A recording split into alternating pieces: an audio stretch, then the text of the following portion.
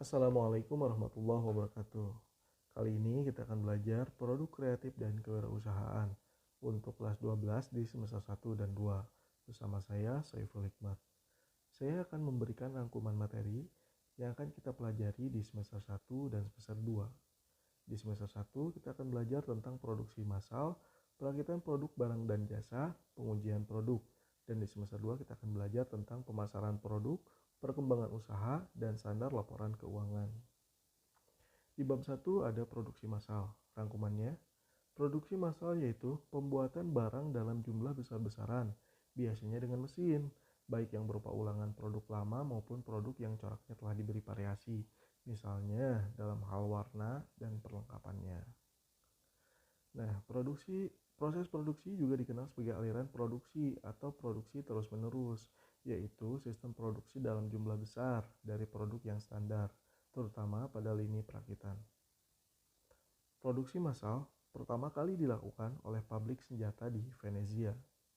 Proses produksi dibagi menjadi 4, yaitu proses produksi terputus-putus, proses produksi kontinu, proses produksi berulang, dan proses produksi campuran. Kemudian, perencanaan produksi sangatlah penting untuk menunjang keberlangsungan produksi massal. Rangkuman bab 2, perakitan produk, barang, dan jasa.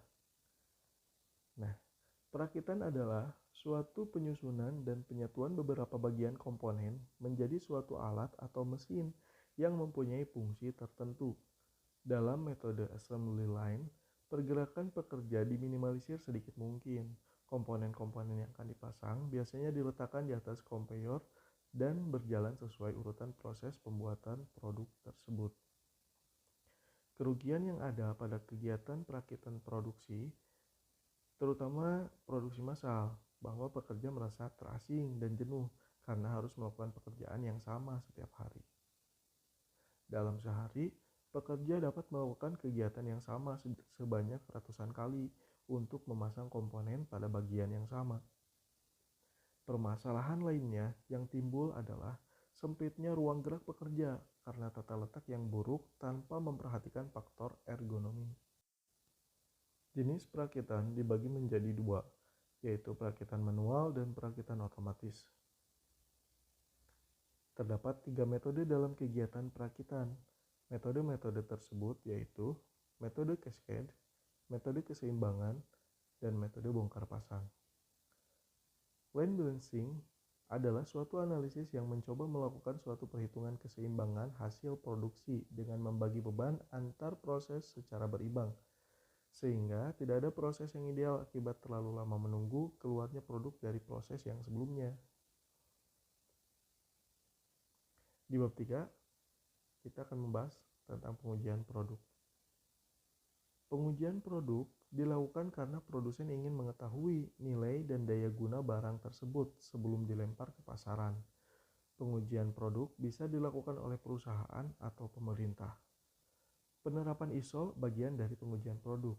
Penerapan ISO di suatu perusahaan produk berguna untuk hal berikut ini: meningkatkan citra usaha, meningkatkan kinerja lingkungan usaha, meningkatkan efisiensi kegiatan, memperbaiki manajemen organisasi dengan menerapkan perencanaan, pelaksanaan, pengukuran, dan tindak perbaikan, mengurangi risiko usaha, meningkatkan daya saing. Dalam membuat sebuah produk, produk kreatif tentunya, hendak harus sesuai rancangan atau gambar produk awal agar hasil maksimal dan baik. Di bab 4 kita akan membahas tentang pemasaran produk.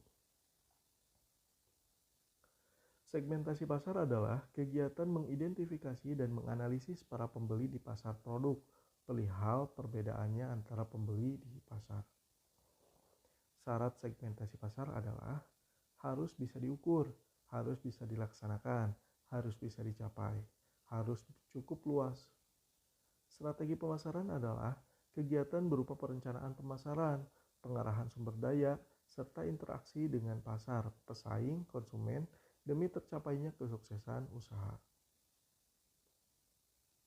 Nah, strategi pemasaran untuk setiap tahapan siklus hidup produk dibagi menjadi berikut ini. A.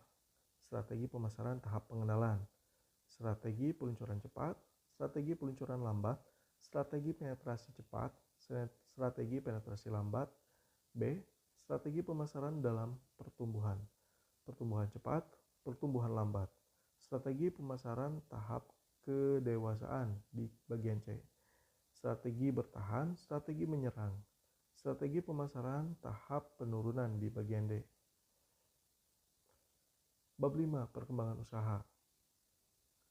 Terdapat dua aspek yang mempengaruhi perkembangan usaha, yaitu aspek internal dan eksternal tentunya. Pengembangan produk terdiri dari 3 tahap, yaitu tingkat produk, tingkat komersial, tingkat korporasi. Perencanaan dan perhitungan yang matang akan membantu pengembangan usaha dengan maksimal. Kepemimpinan adalah kunci bagi mereka yang ingin berwirausaha di bidang produk kreatif. Di bab 6, ada standar laporan keuangan. Ini materi terakhir untuk PKK di kelas 12.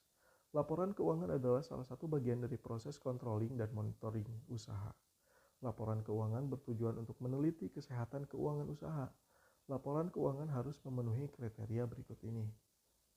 Dapat dipahami, relevan, dapat dipercaya, dapat dibandingkan.